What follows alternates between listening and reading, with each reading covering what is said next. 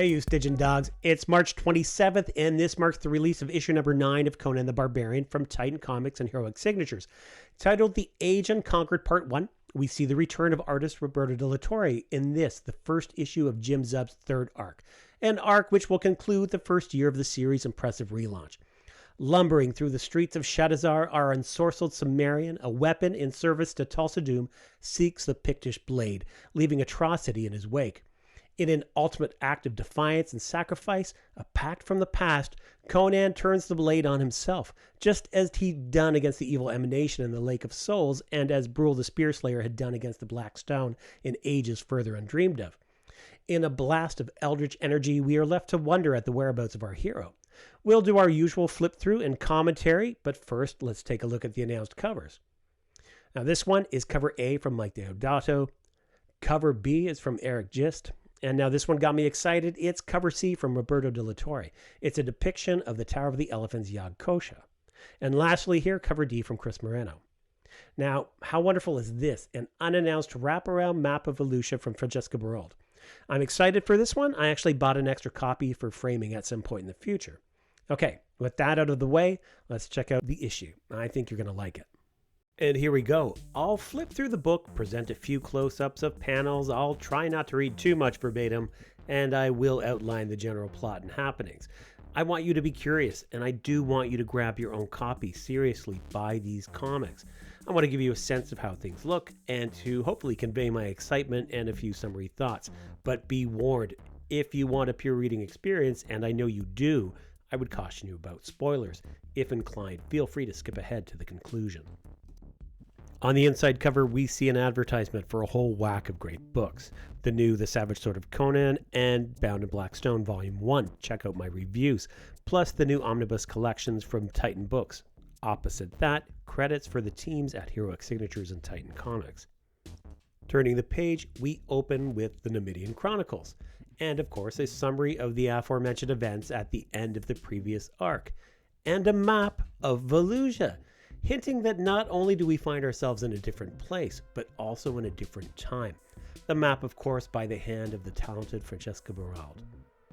In a scene familiar to readers, we find ourselves with Baerald the Spearslayer in the Thurian Age, that time before the heaving oceans drank Atlantis. Baerald launches his spear toward the cursed Black Stone. Striking with mortal might, the Black Stone shatters, dispelling darkness. I'll quote Zub's lines verbatim, for here we reveal the deftly crafted scenario that he and Braithwaite employ to make issue number 9 an answer to the previous issue's cliffhanger and a continuation of the events described by Baerald the Spearslayer in the Nether Plains of issue number 4. And then the memory of what was became the story of what is. A story yet to be told, a history unfathomed. And as the smoke clears, so stands Conan of Cimmeria. The Age Unconquered, Part 1, Suffer Not the King of Wonders. Grim Jim Zub, writer. The return of ravaging Rob De La Torre, artist, and devious Dean White, color artist. Rascally Rich Starkings, letterer.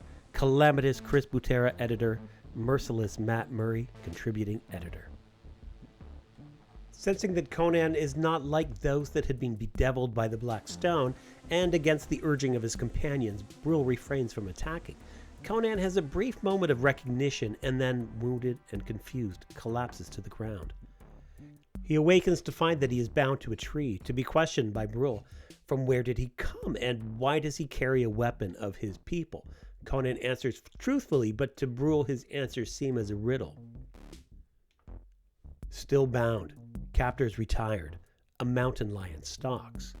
Forewarned by his Cimmerian senses, Conan moves as the cat pounces, its razor-sharp claws freeing him from his bindings. As Conan fends off the feral beast, Baerald glimpses the aura of a lion, a vision glimpsed but once before, upon his king. Besting the beast under the strain of a rope run red, Conan declares that he'll not be bound again and that their strange path will now be tread as peers. And a truce is formed between Conan of Cimmeria and Baerald of the Bordy tribe. The group trek to the capital. Conan's breath is taken away upon seeing Volusia, city of wonder, stirring citadels of shimmering iron, marble, and crystal. I love a great cityscape, and Roberto De La Torre gives us something of great majesty here. A scene of such grandeur, something of marked contrast to his two-page spreads in the first arc, where they were used in effect to portend the ominous. This is just marvelous. Conan is greeted with a curious invitation and escorted to the Wise One. As foreshadowed by De La Torre's cover C, Zub takes advantage of the mind-bending temporal travel to pre-introduce us to Yed-Kosha, he of the Tower of the Elephant, met by Conan decades earlier, yet now here again in many millennia past. Yed-Kosha speaks of Conan's untethered and untended soul out of its proper place and time. All the while, Conan drifts to the memory of ending the creature's suffering those many millennia in the future. Such a nice touch. If we don't get to see Roberto De La Torre draw the classic Howard stories, at least we get a taste of what could be. Conan's meeting with the Yed-Kosha ends with thanks for the services yet rendered. He's dizzied by the surreal moment, not fully able to comprehend their exchange, leaving this reader with a hopeful certainty that we'll see more of the Elephantine Elder. Summoned by Brule, Conan and readers are in for yet another Thurian surprise, an audience with King Kull, Atlantean outlaw and conqueror of the Velusian throne, and as mentioned by Brule in the Nether Future, the line of kings from which Conan descends. In this here and now, Conan's possible progenitor is found in a state both dark and disturbed. Brule announces to his king that he brings dark tidings. Kull is displeased at the interruption and at the presence of an outsider, and upon hearing Brule's report, strikes the man, declaring him a liar. What follows is 5 pages of battle between the apparently paranoid sovereign of Velusia and a king yet to be, a tiger, cousin to the lion, both beasts bred to kill. These pages are such a great example of De La Torre's ability to insert a sense of the motion of battle. Each panel possesses whirling energy with momentum flowing to and through the one that follows. And it's such a fun opportunity for Zub to bring these two kings together in a battle that we know will end in a draw of sorts, though no less bloodied and bruised for their efforts. Weapons lunge with fierce fervor, redirected with unexpected agility. Kull taunts Conan when besting his abilities, yet comes to recognize him as a worthy warrior, perhaps cut from the same cloth. The bloody brawl ends in a stalemate as Brule strikes Kull with his spear. Brule laments that it'd be better if Kull were a shape-shifting serpent man than a mad king on the throne. Conan questions this remark, and before Brule can finish his thoughts, a man of obvious influence calls out, "Slayers, arrest these savages. None may strike our king and live to see another day."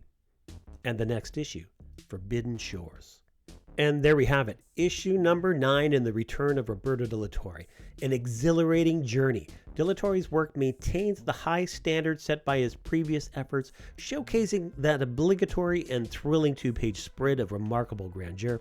It's so very majestic, distinctly different from the ominous tone of the first 4 issues, and Zub's story opens so many potential storylines, providing answers while introducing fresh mysteries, leaving readers eager for more. He seems to do this a lot, doesn't he? I'm starting to think that maybe this is key to writing a good ongoing series. Some additional thoughts on this final page. The Serpent Man mentioned here by Brule would be in reference to the race of beings from Robert E. Howard's King Kull story, The Shadow Kingdom, first published in Weird Tales in August 1929.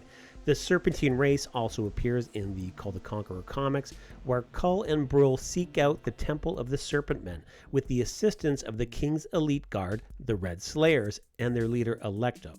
As for the man here calling for the arrest of Conan and Brule, I'll offer 2 guesses. First, the previously mentioned Electo, leader of the Red Slayers, though one would think that he would be similarly garbed in military uniform. Given this, perhaps it's First Counselor too, Kull's trusted advisor, though I believe he's typically depicted as being somewhat older. Kind of a toss-up, really. I guess we'll find out in the next issue. Now, on the opposite page is an advertisement for the excellent new The Savage Sword of Conan. Make sure to purchase that if you haven't already. I believe the release date has been updated to Wednesday, May 1st. Turning the page, we come to part 9 in the series of essays by Jeffrey Shanks. This one titled Shining Cities and Stone Age Kingdoms, Robert E. Howard's Thurian Age. This time, Shanks outlines Howard's first great exercise of world building, his development of the pre-cataclysmic Thurian Age, that age from the time before the oceans drank Atlantis. The effort begins in the 1926 Brown McMorran story Men of the Shadows. Shanks points to the Theosophists and their Atlantean ideas, and also the pseudo-archaeological writers of Howard's time as influences on the writer's endeavors. And then the eventual telling of that history in the Robert E. Howard essay, The Hyborian Age, which for a Conan fan is definitely a must-read. Jeff finishes by highlighting that the Hyborian Age of Conan can be said to have been built both literally and metaphorically on the ruins of the Thurian Age of Kull. After Shanks' essay, we find the covers gallery, and then on the back cover, an ad for the Funcom properties. In moving the action to the Thurian Age, Jim Zub has deftly crafted a satisfyingly mind-bending resolution to issue number 8's dire cliffhanger. The events in that time suddenly suspended, a limbo left for later as we explore a history unknown to the Numidian scholars. As Conan is suddenly thrust into Bruhl's story, the events described in issue number 4 are now given an epic sense of continuity. Through this, we're given a chance to delve further into the greater pantheon of Robert E. Howard's characters. Bruhl, Kull, Kosha, and no doubt more, Zub has given himself room to play in Howard's sandbox, and he has a demonstrated knack for doing so in a manner that pays meaningful and lyrical homage to Howard's creations. Especially notable is his use of Belit in the previous arc. Just as Conan is transported to a new place in time, so too is the reader, by way of Roberto De La Torre and the grandeur of Volusia made real by his line work. He possesses an incomparable skill in transforming the fantastic into an alternate historical reality, perfectly suited for this kind of grand myth-making. It's as if he's documenting our shared history, whether real or imagined. And this age further undreamed of is open and bright, brought to vivid life by Dean White's airy and regal colors. This gives us a marked change in tone as we're granted respite from Doug Braithwaite's broody, emotive Conan and the dark sojourn he'd recently taken through the streets of Shadizar, those dark alleys and moody temples and guild halls as colored by Diego Rodriguez. With the spectral agents of Conan's previous present now a thing of the future, we're able to catch our breath. There's a refreshing retreat from the in-your-face sorcery of the possessed, and instead we get the adventure of the journey, seeing new wonders through our hero's eyes, a chance to feel awe. Threads of time replacing rivulets of blood, which isn't to say that the issue is without action. We still see great demonstrations of Conan's preternatural strength and cunning against beast and man alike. In Conan's battle with Kull, De La Torre is still able to generate that exciting whirling motion of violent momentum. We just get to enjoy it without a appendage-severing release. It's still a satisfying payoff since we know that this is just the first issue of 4 and there is blood yet to be spilled. With Jim Zub's grand myth-making, the return of Roberto De La Torre and Dean White, and Richard Starkings' lettering adding a seal of comic authenticity, along with another wonderful map from Francesca Baerald, we're presented with yet another must-read experience, one that heralds a triumphant close to the series' first year. Thanks for watching, liking, consider subscribing. Let me know what you thought of issue number 9, and until next time, take it easy, you Stygian Dogs.